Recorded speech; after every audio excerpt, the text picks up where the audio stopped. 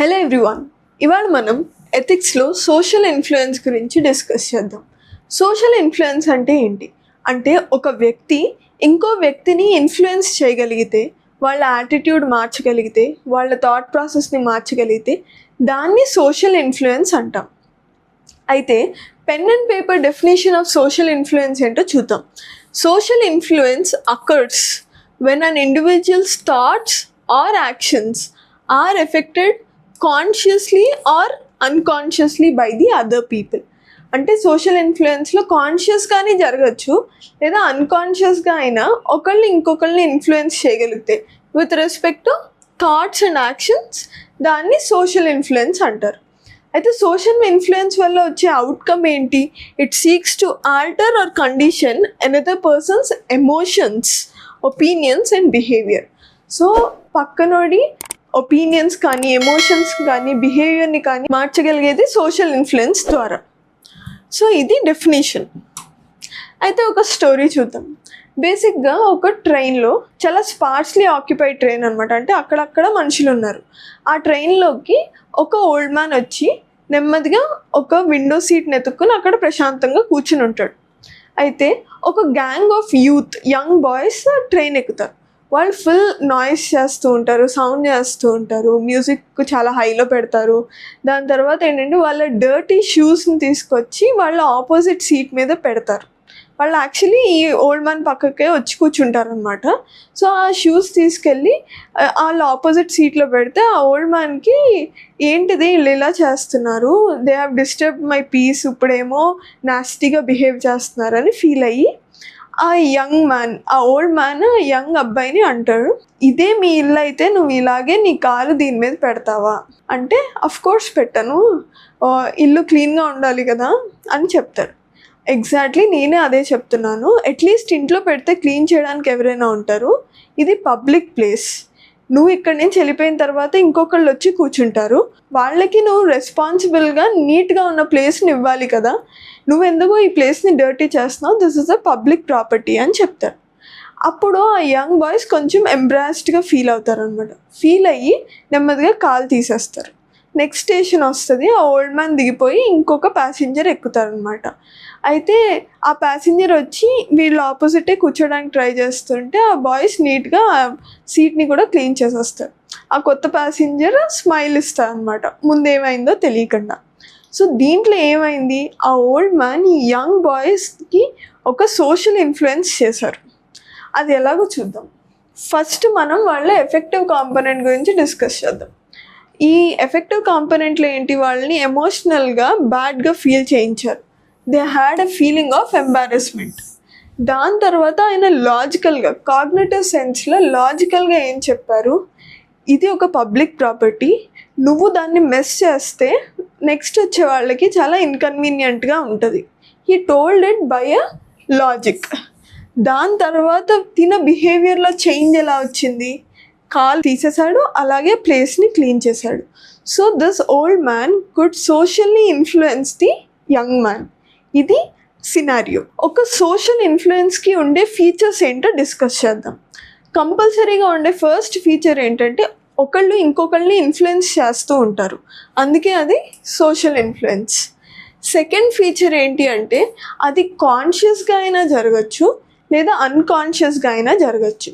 కాన్షియస్కి example చూస్తే don't drink in public places or don't drink alcohol, it would cause health issues. ఇలాగా కాన్షియస్గా many campaigns, అంటే government కానీ NGOs కానీ ఆ క్యాంపెయిన్స్ని చేసి ఒక సోషల్ ఇన్ఫ్లుయెన్స్ని తీసుకురావడానికి ట్రై చేస్తారు. అలాగే పిల్లలకి డోంట్ చీట్ ఇన్ ఎగ్జామ్స్ అని స్కూల్ నుంచే రిపీటెడ్గా నేర్పిస్తారు అండ్ వాళ్ళని ఫోర్స్ చేస్తారు, అండ్ ఒకవేళ చేస్తే పనిష్మెంట్ కూడా ఇస్తారు. సో ఇలాంటిది కాన్షియస్గా ఫోర్స్ఫుల్గా ఒక full unit is working to make a change in your social attitude. అది కాన్షియస్ డెసిషన్. అన్కాన్షియస్గా కూడా జరుగుద్ది. ఫర్ సపోజ్ మీరు ఒక లైబ్రరీకి వెళ్తున్నారు, బయట మీరు అందరు ఫ్రెండ్స్ మాట్లాడుకుని లైబ్రరీ ఎంటర్ అయిన వెంటనే సైలెంట్ అయిపోతారు. ఎందుకంటే అన్కాన్షియస్గా అక్కడ ఆల్రెడీ చాలా సైలెన్స్ ఉంటుంది. సో మన వాయిస్ వాల్యూమ్ లో అయిపోతుంది, దాని తర్వాత ఫోన్స్ని సైలెంట్ మోడ్లో పెడతాం. ఇవన్నీ అన్కాన్షియస్గా జరిగిపోతాయి. ఇంకొక అన్కాన్షియస్గా జరిగిన సోషల్ ఇన్ఫ్లుయెన్స్ ఏంటి అంటే ఐఫోన్ని స్టేటస్ సింబల్గా చూడడం. ఇది ఎవరు చెప్పలేదు, ఏ గవర్నమెంట్ ఆర్ ఎవరు ప్రమోట్ చేయలేదు, కానీ ఐఫోన్ సోషల్ స్టేటస్ అయిపోయింది. అది ఎలా?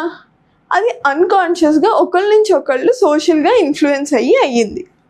నెక్స్ట్ ఫీచర్ ఏంటంటే ఈ డిగ్రీ ఆఫ్ ఇన్ఫ్లుయెన్స్ అన్నది పర్సన్కి మారుతుంది, సిచ్యువేషన్కి మారుతుంది.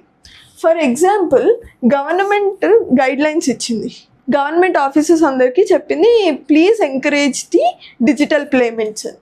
అప్పుడు డిజిటల్ పేమెంట్స్ని ఎంకరేజ్ చేయడానికి ఆ సోషల్ ఇన్ఫ్లుయెన్స్ గవర్నమెంట్ ఎంప్లాయీస్ మీద హై ఉంటుంది, because they are bound to do the duties. Non government employee మీద తక్కువ ఉంటుంది, ఎందుకంటే they are not force to, వాలంటరీగా చేయాలంటే చేయొచ్చు, లేకపోతే లేదు. సో ఇది ఒక డిగ్రీ ఆఫ్ ఇన్ఫ్లుయెన్స్ అనేది varying from person to person and situation to situation. అలాగే ఇంకొక ఫీచర్ ఏంటి, చేంజ్ ఇన్ యాటిట్యూడ్. ఆ ఓల్డ్ మ్యాన్ ఆ యంగ్ మ్యాన్ యాటిట్యూడ్ని మార్చగలిగారు. నెక్స్ట్ ఏంటి, ఎండ్యూరెన్స్. ఎన్ని రోజులు ఆర్ ఎంత టైం ఈ సోషల్ ఇన్ఫ్లుయెన్స్ మనతో ఉంటుంది అన్నది కూడా డిఫర్ అవుతుంది మనిషికి, సిచ్యువేషన్కి. ఫర్ ఎగ్జాంపుల్ ఎవరైనా మోటివేషనల్ స్పీచ్ విని వర్క్ చేయడం స్టార్ట్ చేశారంటే, వాళ్ళ వర్క్ మీద కాన్సన్ట్రేట్ చేయడం, వాళ్ళ ప్యాషన్ మీద కాన్సన్ట్రేట్ చేయడం స్టార్ట్ చేశారంటే ఆ స్పీచ్కి ఉండే ఇన్ఫ్లుయెన్స్ ఎంత స్ట్రాంగ్ ఇంపాక్ట్ ఉంది, దాన్ని బట్టి ఎన్ని రోజులు మనకు మోటివేషన్ ఉంటుంది అన్నది తెలుస్తుంది. అదే ఈ సోషల్ ఈవెంట్స్ లాంటివి జరిగాయి అనుకో, మోటివేషన్ అంటే జస్ట్ హియరింగ్ అనుకుందాం. అదే సోషల్ ఈవెంట్స్ లైక్ జలియన్వాలా బాగ్ అయింది, అప్పుడు నేషనలిజం అనే సోషల్ ఇన్ఫ్లుయెన్స్ చాలా ఎక్కువ అయిపోయింది. And it was enduring and చాలా లాంగ్ టైం ఉండే, బికాస్ వాళ్ళ కళ్ళతో వాళ్ళు పక్కన వాళ్ళు చనిపోవడాన్ని చూశారు కాబట్టి ఇది ఎక్కువ ఎండ్యూరెన్స్ ఉంటుంది. అలాగే ఈ సోషల్ ఇన్ఫ్లుయెన్స్ అనేది పాజిటివ్ యాటిట్యూడ్ని ఇన్కల్కేట్ చేయొచ్చు. ఫర్ సపోజ్ సోషల్ సర్వీస్ని ఎంకరేజ్ చేయొచ్చు. అలాగే negative attitude like peer pressure for drinking alcohol ఇలాంటివి కూడా ఇండ్యూస్ చేయొచ్చు. It depends. నెక్స్ట్ ఫీచర్ ఏంటి అంటే ఎవరు చెప్పారు, ఇన్ఫ్లుయెన్స్ చేసేది ఎవరు బట్టి ఆ డిగ్రీ ఆఫ్ ఇన్ఫ్లుయెన్స్ కూడా మారిపోద్ది. ఫర్ సపోజ్ సెలబ్రిటీస్ దాన్ని ఎండార్స్ చేస్తున్నారు అనుకుందాం, ఫర్ సపోజ్ ఒక ప్రోడక్ట్నో దేన్నో, అయితే సెలబ్రిటీస్ వల్ల వచ్చే ఇన్ఫ్లుయెన్స్ చాలా హై ఉంటుంది rather than a common man. So values system అనేది యూజువల్గా టీచర్స్ నుంచి పేరెంట్స్ నుంచి ఎక్కువ ఇన్కల్కేట్ చేసుకుంటాం rather than your friends. So అలాగా ఎవరు చెప్పారు అన్న దాన్ని బట్టి కూడా మన సోషల్ ఇన్ఫ్లుయెన్స్ లెవెల్స్ ఎలా ఉంటాయో తెలుస్తాయి అన్నమాట. నెక్స్ట్ హర్బర్ట్ కెల్మాన్ అనే ఆయన టైప్స్ ఆఫ్ సోషల్ ఇన్ఫ్లుయెన్సెస్ని డిస్క్రైబ్ చేశాడు. ఫస్ట్ టైప్ ఏంటంటే కాంప్లియన్స్. కాంప్లియన్స్ అంటే ఏంటి, ఒక ఆర్గనైజేషనో ఒక కమ్యూనిటీయో ఒక గ్రూప్ ఆఫ్ పీపుల్కి ఒక set of rules and standards ఉంటాయి. ఆ స్టాండర్డ్స్కి ఆ రూల్స్కి కంప్లై అయి ఉండాలి, ఒబే చేయాలి. ఒబే చేయకపోతే పనిష్మెంట్ ఉంటుంది, ఒబే చేస్తే రివార్డ్ ఉంటుంది. ఆ ఒబే చేయడాన్ని కంప్లయన్స్ అంటారనమాట. సో ఇది యాక్చువల్గా ఏంటంటే ఫోర్స్డ్ సోషల్ ఇన్ఫ్లుయెన్స్. వాడు నిజంగా మారాలని అనుకోడు, కానీ ఒక ఆర్గనైజేషన్ ఉన్నారు కాబట్టి ఆయన ఆర్గనైజేషన్లో ఇంకా పని చేయాలి కాబట్టి ఆ ఆర్గనైజేషన్ రూల్స్ కలెక్టివ్ రూల్స్ కాబట్టి ఖచ్చితంగా ఫాలో అవ్వాలి కాబట్టి అవి ఫోర్స్ చేసి వాళ్ళ social attitude or the social influence ఉంటుంది అనమాట. అయితే ఇది ఈజీగా మాడిఫై అయిపోతుంది. యూజువల్గా ఏమవుతుందంటే ప్రైవేట్ లైఫ్లో ఉన్న యాటిట్యూడ్ ఖచ్చితంగా దీనివల్ల మారాల్సిన అవసరం లేదు, పబ్లిక్ యాటిట్యూడ్ మాత్రం మారుతుంది. సో ఇది బేసిక్గా లెటర్ అండ్ స్పిరిట్లో వీళ్ళు అగ్రీ చేయరు, ఓన్లీ బై లెటర్ చేయాలి కాబట్టి చేస్తారు అంతే. ఫర్ ఎగ్జాంపుల్ గవర్నమెంట్ రూల్స్, అందరికీ ట్రాఫిక్ రూల్స్ పాటించాలని ఏమి ఉండదు, బికాస్ ట్రాఫిక్ రూల్స్ పాటించకపోతే punishment like challans and penalties ఉంటాయి కాబట్టి they are like traffic rules పాటించాలి. And Swachh Bharat was a forced social influence for cleanliness. ఒకవేళ ఆ టార్గెట్స్ లేకపోతే ఆ సర్టిఫికేషన్స్ లేకపోతే ఆ కాంపిటీషన్స్ లేకపోయి ఉండుంటే మేబీ చేయకపోయి ఉండొచ్చు.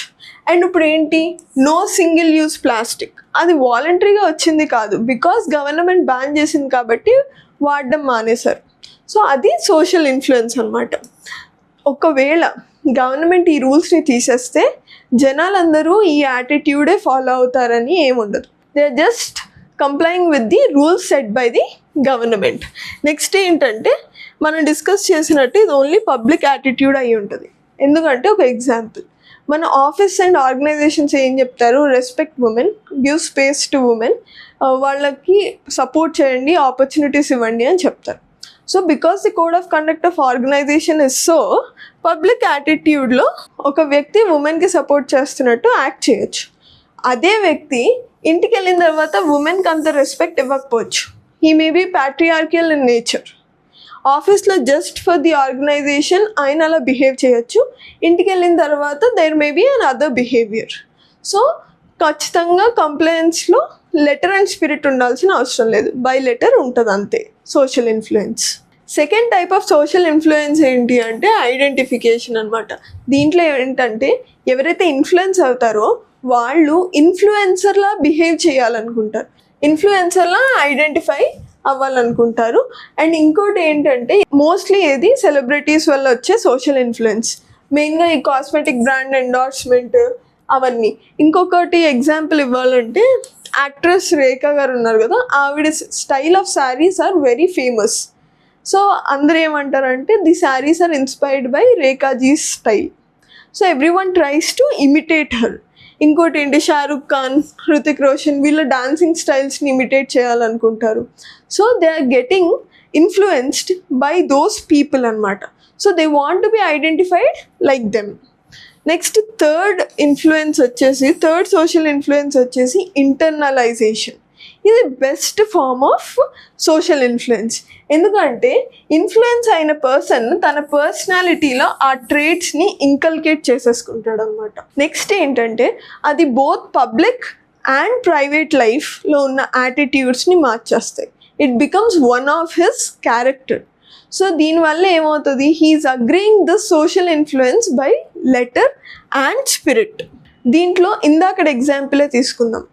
ఆ మ్యాన్ ఎవరైతే ప్యాట్రియార్చీకి అగేన్స్ట్ అని ఆర్గనైజేషన్లో నేర్చుకున్నాడో, if his social influence is very strong and he intense to make it internalised, తను ఏం చేస్తారు, ఇక్కడిదే ఇంట్లో కూడా అప్లై చేసి ఉమెన్కి రెస్పెక్ట్ ఇస్తారు. ఆర్ వైస్ వర్సా, ఇంట్లో ఉమెన్కి రెస్పెక్ట్ ఇస్తారు యాజ్ వెల్ యాజ్ ఆఫీస్లో ఉమెన్కి కూడా రెస్పెక్ట్ ఇస్తారు. సో ప్యాట్రియార్చీ అనేది ఆయనలో ఉండదు అనమాట. సో అది ఇంటర్నలైజేషన్. దీంట్లో ఏంటంటే మంచి నేర్చుకున్నప్పుడు ఇది వాళ్ళతోనే ఉండిపోతుంది. And this brings a lot of change in society. So this is the best form. ఇప్పుడు ఈ సోషల్ ఇన్ఫ్లుయెన్సర్స్ ఎవరైతే ఉంటారో, ఎవరైతే ఇన్ఫ్లుయెన్స్ చేసే పర్సన్ ఉంటారో వాళ్ళకుండే క్యారెక్టరిస్టిక్స్ ఆర్ వాళ్ళకుండే ఫీచర్స్ ఏంటి, ఏవైతే పక్కనోడిని ఇన్ఫ్లుయెన్స్ చేయగలుగుతున్నాయో చూద్దాం. So we'll call it as enablers of the social influence. First one వచ్చేసి పీర్ ప్రెషర్. అసలు పీర్ అంటే ఎవరు, మన సేమ్ ఏజ్ గ్రూప్, మన ఫ్రెండ్ ఆర్ మన గ్రూప్ ఒకళ్ళు, అది పీర్ అనమాట. పీర్ ప్రెషర్ అంటే ఏంటంటే you are forced to change your attitude to fit in to that group. ఆ గ్రూప్ అంతా ఏం చేస్తుందో దాంట్లోకి నువ్వు ఫిట్ అవ్వడానికి నీ యాటిట్యూడ్ని కూడా మార్చుకుంటావు అనమాట. So it is called commonly accepted attitude. For example, నీ గ్రూప్లో మెజారిటీ ఆఫ్ ది మెంబర్స్కి అడ్వెంచర్ అంటే చాలా ఇష్టం, కానీ నీకు అడ్వెంచర్ అంటే భయం. సో ఆ గ్రూప్లో ఫిట్ అవ్వడానికి you force yourself saying to yourself I have to become adventurous. So adventure liking పర్సన్లోకి నువ్వు మారాలనుకుంటావు, నీ భయాన్ని దాటాలనుకుంటావు అనమాట. నెక్స్ట్ ఏంటి, లేట్ నైట్ పార్టీస్. నువ్వు యూజువల్గా మార్నింగ్ పర్సన్ అయి ఉండొచ్చు, కానీ ఆ గ్రూప్లో చాలామంది లేట్ నైట్ పీపుల్. సో వాళ్ళతో మర్జ్ అవ్వడానికి లేట్ నైట్ పార్టీస్ ఎక్సెట్రా దానికోసం నీ యాటిట్యూడ్ని మార్చుకుంటావు. అది సోషల్ ఇన్ఫ్లుయెన్స్లో ఒక ఫ్యాక్టర్ ఏంటి, పీర్ ప్రెషర్. అది పీర్ ప్రెషర్ ప్లే చేసే రోల్ అనమాట. సెకండ్ ఏంటంటే చరిష్మా. చరిష్మా అంటే ఏంటి, ఇన్ఫ్లుయెన్స్ చేసే పర్సన్కి ఉండే క్యారెక్టర్ ఈ చరిష్మా. బేసిక్గా అదేంటంటే ability of him to mesmerize people. తనలో ఉన్న ability to mesmerize people. Wow, బాగుంది కదా, this looks so cool or this looks so inspiring, ఇలా చేయొచ్చు కదా అని వాళ్ళల్లో ఉన్న చరిష్మా వల్ల జనాలు ఇన్ఫ్లుయెన్స్ అవుతారు. For example, Martin Luther King ఒక స్పీచ్ ఇచ్చాడు, ఐ హ్యాడ్ ఎ డ్రీమ్ అని. సో ఆ స్పీచ్ వల్ల అమెరికన్స్ అందరూ ఇన్స్పైర్ అయ్యారు. అది because of his charisma, his way of speaking. Second, M S Dhoni, Gukesh, world champion Gukesh, Neeraj Chopra, వీళ్ళందరూ ఏంటి, వీళ్ళ చరిష్మాతో they're inspiring kids, children to go towards sports. And వాళ్ళ పర్సనాలిటీ ఇన్స్పిరేషన్ కూడా తీసుకున్న వాళ్ళు చాలామంది ఉంటారు. నెక్స్ట్, బుద్ధాస్ టీచింగ్స్ ఎందుకు అంత ఫేమస్ అంటే ఆయన మెస్మరైజ్ చేయగలిగారు అందరినీ. సో అందరినీ ఆయన పీస్ పాత్లోకి ఫాలో అయ్యేలా చేశారు. సో ఆయన ఇంతమందిని ఇన్ఫ్లుయెన్స్ చేయగలిగారు with his charisma of calmness. Next, master subordinate relationship ఉన్న సోషల్ ఇన్ఫ్లుయెన్స్ అనేది ఈజీ అవుతుంది. ఫర్ ఎగ్జాంపుల్, ఎంప్లాయర్ చెప్పింది ఖచ్చితంగా ఎంప్లాయీ వినాలి, లీడర్ చెప్పింది యూజువల్గా ఫాలోవర్స్ వింటారు. సో ఇలాంటి కేసెస్ అన్నమాట. నెక్స్ట్, ఫోర్త్ వన్ వచ్చి content of the influence attitude. So ఆ ఇన్ఫ్లుయెన్సర్ ఏదైతే కంటెంట్ చెప్తున్నాడో ఆ కంటెంట్లో విషయం ఉంటే ఖచ్చితంగా ఆ కంటెంట్ని జనాలు తీసుకుంటారనమాట. ఫర్ ఎగ్జాంపుల్, టెడ్ టాక్స్ అన్నీ అవే, పాడ్కాస్ట్, టెడ్ టాక్స్ అన్నీ ఒక్కొక్కసారి వైరల్ అండ్ ఫేమస్ ఎందుకు అవుతాయి? వాడు చెప్పే కంటెంట్ మంచిగా అనిపిస్తే అది ఉపయోగపడుతుంది. అంటే 3 క్యారెక్టర్స్ని సస్టైన్ చేయాలన్నమాట. అది బెనిఫిషియల్ అండ్ దాంట్లో లాజిక్ ఉంది. థర్డ్ థింగ్ ఇస్ అది ప్రాక్టికల్గా ఇంప్లిమెంట్ చేయొచ్చు. సో ఈ 3 క్యారెక్టరిస్టిక్స్ ఉంటే జనాలు ఆ కంటెంట్ని అడాప్ట్ చేయడానికి ట్రై చేస్తారనమాట. For example, organic farming is healthy అని చెప్తున్నారు అనుకోండి. For suppose the podcaster is telling that organic farming is healthy. అప్పుడు ఏంటి, ఓకే హెల్త్ బెనిఫిట్స్ ఉన్నాయి కదా అని కొంతమంది ఇన్ఫ్లుయెన్స్ అవ్వచ్చు. నెక్స్ట్, అది రేషనల్. ఫార్మర్స్కి ఆర్గానిక్ ఫార్మింగ్ చేయండి అందరికీ మంచిది అని చెప్తే వాళ్ళకి లాజిక్ కూడా చెప్పారనుకోండి. The logic is less input cost ఉంటుంది, సాయిల్ డిటరియేట్ అవ్వదు, ఫర్టైల్గా ఉంటుంది అని చెప్తే then farmers would try adapting it. అండ్ అది ప్రాక్టికల్గా కూడా ఉండాలి. అంటే ఇప్పుడు ఫార్మర్స్కి అదర్ ఎగ్జాంపుల్స్ చూపించాలి. ఏమని, ఈ ప్లేసెస్లో చేశారు, ఈల్డ్ ఇంకా డీసెంట్గా ఇంకా సస్టైనబుల్గా ఉండి బాగానే వస్తుంది క్రాప్, చెయ్యండి అని.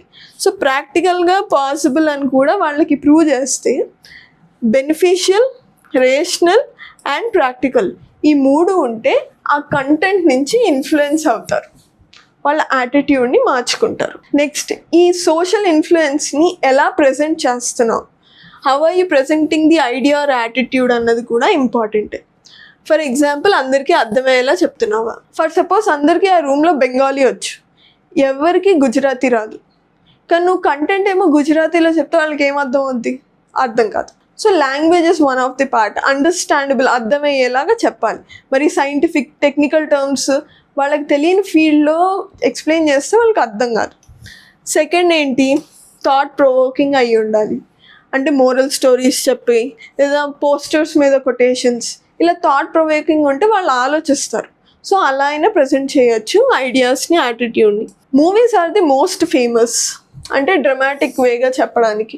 For suppose example, Taare Zameen Par, 3 idiots ఇవన్నీ ఏంటి, ఎడ్యుకేషన్ సిస్టమ్స్లో ఉండే లూప్ హోల్స్ని, లాకూనే ఇంకా ప్రాబ్లమ్స్ని హైలైట్ చేస్తూ తీసిన సినిమాలు.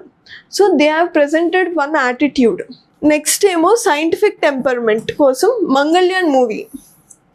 ఇది సైంటిఫిక్ టెంపర్మెంట్ని ఇస్రో ఎలా వర్క్ చేసిందని కొంచెం డ్రమాటిక్ వేలో చూపించారు. So that the others would get inspired, scientific టెంపర్మెంట్ని ఇంకల్కేట్ చేసుకోవడానికి చూస్తారు.